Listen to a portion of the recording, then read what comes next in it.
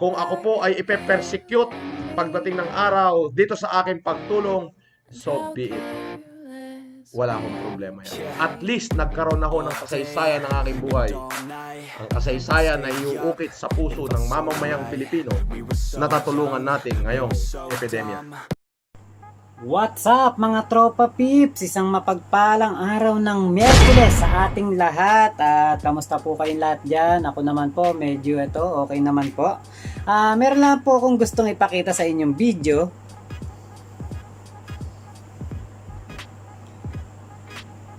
Ito po, ito, yan, ito.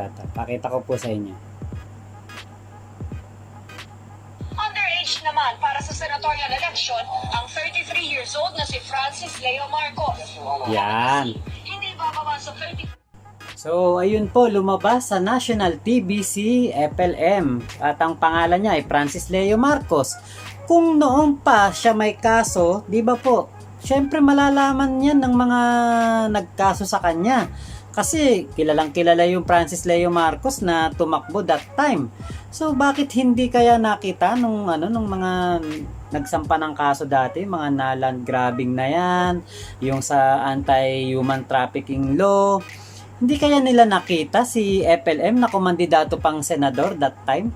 Lumabas pa siya sa national TV. Ninyo, yun nga yung sagot ko. I do not want to give any of my views about that case. Basta ako, payo ko lang sa inyo, listen to your common sense. Yan, dyan lang yan eh. Di ba po? Kaya yung sinasabi ko nga, yung use your common sense, parang mapapaisip ka talaga kasi nga, si FLM ay lumabas pa sa national TV. Tapos hindi man lang nakita ng mga nag-aakusa sa kanya ngayon. Bakit ganon? Para talagang mapapaisip yung mga Pilipino, lalo na itong lumabas si Sir David Ilagan. Ang dami niyang binunyag, ang dami niyang mga sinabi. So, alam niyo yung mapapaisip talagang mga Pilipino dahil meron talagang misteryo sa likod nitong mga kaso ni FLM. So, wala na tayong magagawa dyan kasi nasa husgado na, nasa loob na ng husgado ang lahat ng pagpapasya diyan sa kanyang mga kaso at ang tangi na lang nating magagawa, tayo ay magmiron na lang, di ba po? Kumbaga, maghintay na lang tayo kung anong mga update. Wag na siguro nating pakialaman na ng batas, hayaan nating silang gumawa niyan, magtrabaho.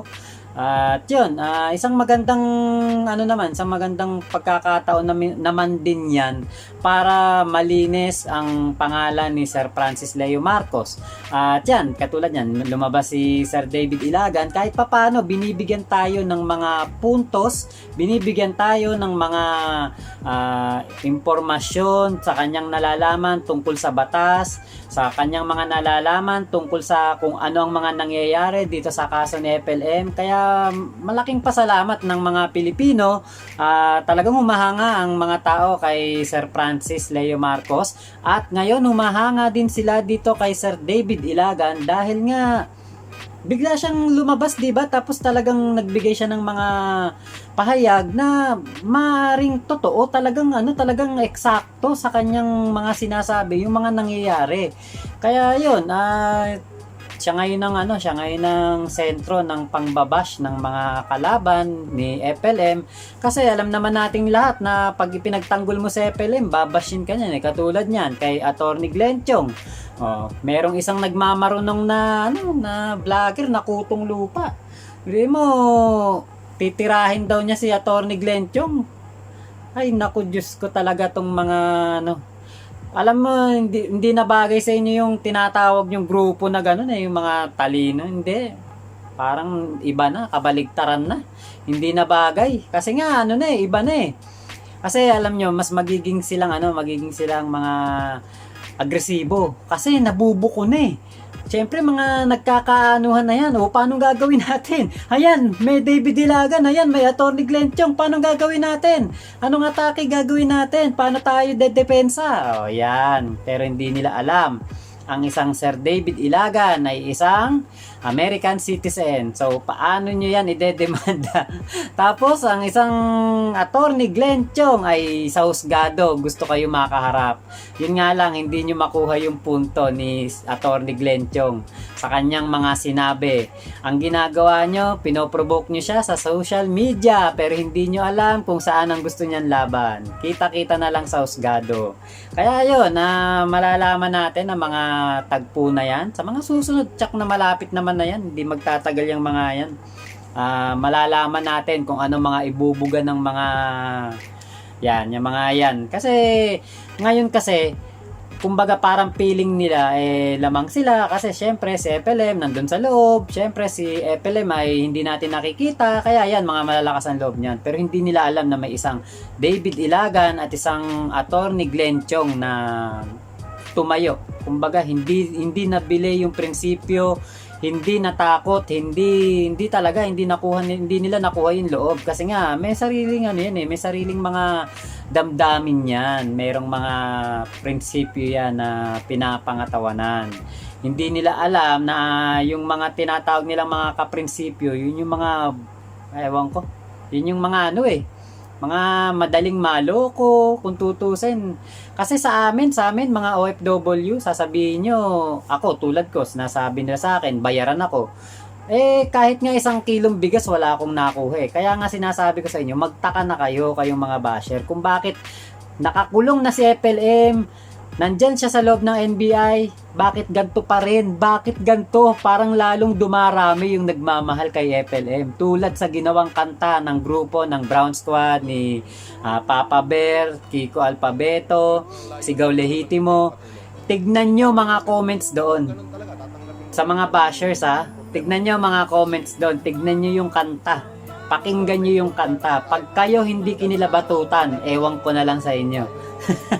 Kaya ako paulit-ulit nga naming pinapakinggan dito sa boombox pa namin Talagang alam mo yung yung iba talaga yung dating. Kaya sana kung mapakinggan ni FLM ang kanta na yon, ay isa yon sa mga magpapatibay sa kanya, magpapalakas ng kanyang loob, yung damdamin niya sa halip na yung nalulungkot siya ay malalaman niya, ay ang dami pala nagmamahal sa akin, ang dami palang sumusuporta sa akin mga OFW. Yan. Lalong-lalo na syempre sa mga nasa Pilipinas, yung mga mahihirap na kanyang natulungan. Kasi po, kaya talaga sila lalong nanggigigil. Kaya talagang yung daming kaso, ang dami nilang nagagawang kaso, ang dami nilang talagang, sabi nga ni Yama, talagang daming tinatambak na kaso kay FLM. So, kaya nangyayari yan kasi nga, nakikita nila na kahit na nakakulong na si FLM, ay marami pa rin sumusuporta. Kaya yun yung isang katakataka, di ba po? Yun yung talagang yung pinakasentro nga kasi ng sinabi ko na ang ating paghanga, hindi naman natin hinahangaan yung mga kaso na yun Ang hinahangaan natin ay yung kanyang pagtulong, yung pagpukaw ng damdamin ng mga Pilipino sa ginawa niyang pagtulong noong panahon, noong unang pagputok pa lang ng pandemya, yan yung sa atin, sa Pilipinas, yung unang pagputok, yun yung talagang lumabas ang Francis Leo Marcos, walang gloves, walang mask, walang alcohol, namimigay ng pagkain. Then after that, nagbigay ng bigas sa Manila City Hall, 250 sacks. After that, 10 kilong bigas para sa Boys Town. Alam niyo po yung gigil na gigil sila kasi nga, eto bagsak na. Diba? Sinasabi nila, bagsak na, the downfall, FLM downfall, ganyan. Pero bakit ganun ang daming nagmamahal? Ang dami pa rin sumusuporta. Ang daming nagsasabing kami dito buong company kami, actually nandito yung isa shoutout ko. Isang buong kumpanya. Suportado nila sa FLM, 269 or 296 sila na Pilipino. Lahat daw sila suportado nila si FLM. So habang binabasa ko yung mga comments na yan, alam niyo po yung kinikilabatutan ako. Ayan, tumatayo yung balahibo ko. Kasi talagang ibang klase talaga yung nagawa niyang tulong. Ngayon lahat ng tao nagising sa katotohanan na meron talagang tao na tutulong pag oras ng pangangailangan. na meron talaga palang isang tao na darating sa atin na akala natin sa mga istorya lang, akala natin sa mga libro, sa mga pelikula lang nangyayari.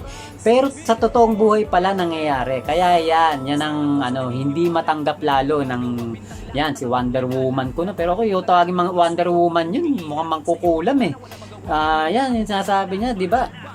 Puro paninira, puro kasiraan talaga ni Francis Leo Marcos. Hindi tama yung mga pinagsasabi niya. Kaya binira din siya ni David Ilagan eh. Yung mga sinasabi nga niya, talagang alam mo puro kasiraan. Kaya gigil na gigil siya na manira kasi napakarami talaga sumusuporta. Ang dami talagang sumusuporta ngayon kay Francis Leo Marcos. Iba na ang damdamin ng mga tao ngayon.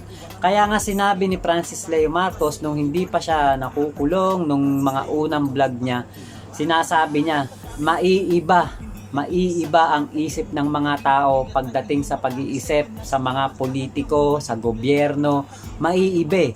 Kasi nga hindi na tayo maloloko, hindi na tayo paasahin lang tayo sa mga pangako, hindi na tayo ganun.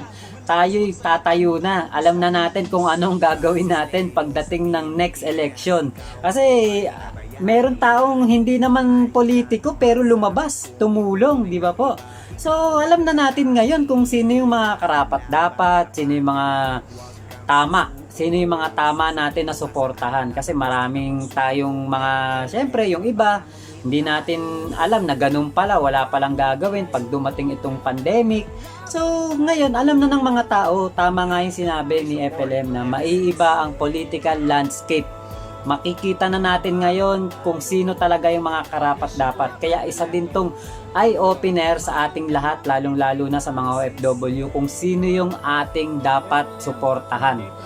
Kaya yun, isang magandang araw po sa inyo. Sana po ay nagustuhan nyo itong aking vlog at sana po patuloy lang po tayong sumuporta doon sa mga vloggers ni FLM, pati na rin po doon sa mga rapper kasi kita nyo naman po talagang sila ay hindi sila tumitigil sa pagsuporta. Talagang yung kanilang pag-idolo sa pagtulong ni FLM nandun talaga, hindi mawawala. Kaya siguro laking sisi ng isang rapper yung nagwalang iya, yung nag-inarte. Wala tayong magagawa, ganun talaga pag napasukan ng demonyo sa isip. Kaya yun, good luck na lang sa iyong rapping career yan. At yun po, ito po ang ating shoutout. Kung kayo po ay bagong dating lang dito sa aking channel, subscribe na po kayo at huwag niyo pong kalimutang i-click ang notification bell para oras na mag-upload po ako ay meron kayong matatanggap na notification. Yan, maraming salamat po. Francis Leo Marcos. Shoutout po kay Geraldine Danico, kay Engineer Wilfredo Santos, at shoutout din po kay Ami Galvez, shoutout din po kay Maylin Cabello, at kay Cecil Clemente, and Lydia Ayala watching from Las Vegas, Nevada. Yan. Shoutout din po kay James Ines. Shoutout din po kay Juliema Seniza. Okay, shoutout din po kay RROFW TV. Ito yung sinasabi ko po sa inyo. FLM supporters, Saudi Arabia. Solid kami. 296 in my company, OFW. So, shoutout sa iyo, Kuya RROFW TV. 296 daw sila doon sa kanilang kumpanya at suportado nila si FLM. So, alam nyo na kung ano mangyayari. Okay, shoutout din po kay Wilma Martin at kay Lori Quinto. Shoutout din po kay Renalea Timtim from Oman. Betcha nga. Makmak, mag-ingat ka lagi kasi maraming kalaban sa paligid. We pray for FLM watching from California. Yan. Shoutout din po kay Cat Angel at kay Gigi Olympus. God bless. Yan. God bless din po. Shoutout din kay Ruby Ulangkaya. Kaya shoutout din po kay Willis Roy Salvador. Sabi niya, Attorney Makmak Pablo na social media. Minsan paki-shoutout naman sa mga kagrupo ko sa Davao City, ang Paugat DCHS 80s. Sa mga kapatid at sa apo ko na si Angry Bird, good health and more power. God bless. Yan. Shoutout po Sir Willis Roy Salvador. Ecuador. Yan, maraming salamat po sa pagsuporta niyo po sa akin channel. Shoutout din po kay Vivian Fielding from Australia. Yan. From Australia. At shoutout din po kay Arnel Lilagan. At shoutout din po kay Ruth Go from Melbourne. O, ayan, Australia din yan. Mga taga-Australia, shoutout po sa inyong lahat. Okay, shoutout din po kay Ragaza Maribel. Okay, shoutout din po kay Christopher Cristobal. At kay JLT Real Life. Okay, shoutout din po kay Ronel Vicente. Yan, ang sabi niya, ang hindi matanggap ng iba, kahit nakakulong na, marami pa rin ang sumusuporta sa kanya dahil sa kabutihang nagawa niya. Patawarin nawa siya ng may likha at bigyan pa ng pagkakataon para ipagpatuloy ang pagtulong sa kapwa na hindi malilimutan kailanman. Tama, yun naman talaga ang ating sinusuportahan. Lahat naman ng karamihan naman ng aking mga viewers, sinusuportahan nila yung naging pagtulong ni FLM. Hindi makakalimutan daw na pagtulong kailanman.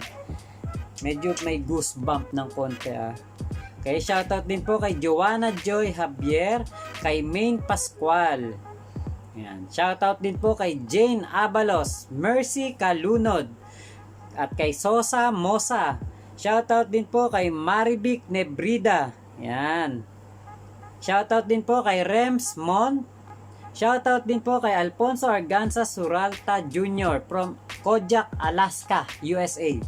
Yan, dami nating dyan, mga taga-US of Pay. Ingat po kayong lahat dyan. Shoutout din po kay Rene Kistorio. Sabi niya, mukhang nahuli ka ng gising, Boss Mac. Sabi niya kanina. Opo, tanghali na ako lagi nagigising, minsan hapon pa. Shoutout din po kay Ambo Boko.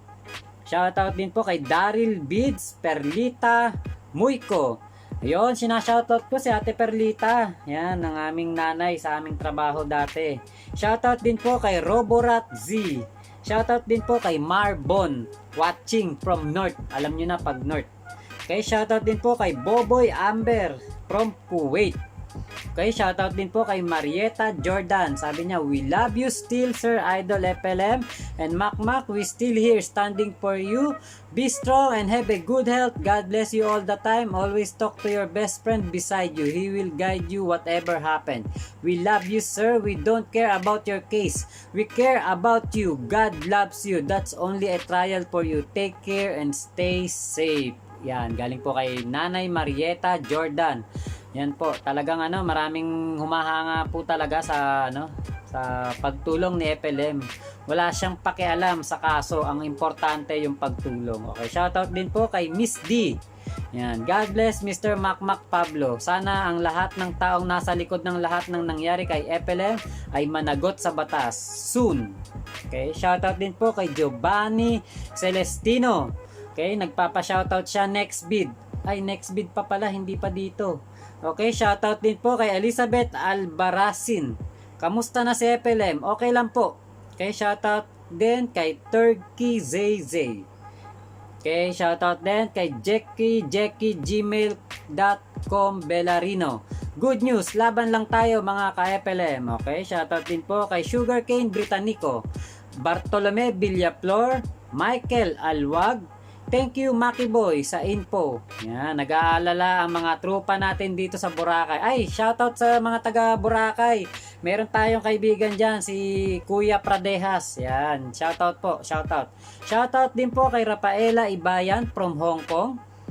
Shoutout din po kay Tata Jalisan, The Hero, FLM. Mabuhay ka, FLM. Yan, shoutout din po kay Ray Habeliana, FLM supporter watching from Spain. Yan, marami tayong mga supporters po ni FLM from Spain, mga Italy, yan, Paris, France. Ako, ang dami pong ang daming sumusuporta diyan sa mga taga Italy, lalo na sa Italy. Okay, shoutout din po kay Amen W Seb. Support FLM, God bless. You all watching always here in Jordan from Nora RS. Okay, kay Maria Ompok, kay Nora Di Maala, shoutout po sa inyo. Jessa Shinebelli, maganda at para maging patas. Yan. Shoutout din po kay Jube TV. Okay, shoutout din po. Okay, shoutout, pinapa-shoutout niya yung kanyang channel, Jube TV. Support daw po, pa-support. Okay, shoutout din po kay Azizo Rania, from Bahrain. Yan, marami rin tayong tagapanood from Bahrain. Salamat po sa mga OFW natin dyan sa Bahrain. Ingat po kayo. Shoutout kay Edurardo Colango. Okay, shoutout din po kay Puenza Ansa from Riyadh. Yan, shoutout po sa mga taga Riyadh. Shoutout kay Pearl Russell from Washington, USA. Yan, shoutout din po kay Mariam P. Abdila, Angelo Atlas, and from Army Green from Dubai. Yan po muna ang ating shoutout. At maraming salamat po. Patuloy lang po tayong maniwala na mayroon pa pong natitirang kabutihan dito sa mundo. At huwag po tayong mawala ng pag-asa sa ating buhay. Yan po. Maraming salamat po. Shoutout kay Nanay Pelita, Nanay Melita, Nanay Pelina, and Nanay Olga. Yan. Shoutout po sa tatlong nanay ko. Maraming salamat po sa inyong paggabay sa akin dito sa aking channel. Yan. Mahal na mahal ako ni Papa Jesus kasi binigyan niya ako ng tatlong nanay. Yan. Maraming salamat po. God bless you all. Shoutout na din po kay Miss Jollibee. Isa siyang Malaysian Filipino vlogger. Yan. Siya ay dito nakabase sa Malaysia. Kaya po dito siya nagbablog. At yun po, mga personal products po ang kanyang binablog. At pakisupport nyo na rin po. Kaibigan po natin yan. Maraming salamat po. Hello po sa lahat po ng supporter ni Kuya Makmak Pablo. Please naman po guys, pa-support yung YouTube channel ko. Dito po siya sa taas. Salamat po! What's up mga tropa pips?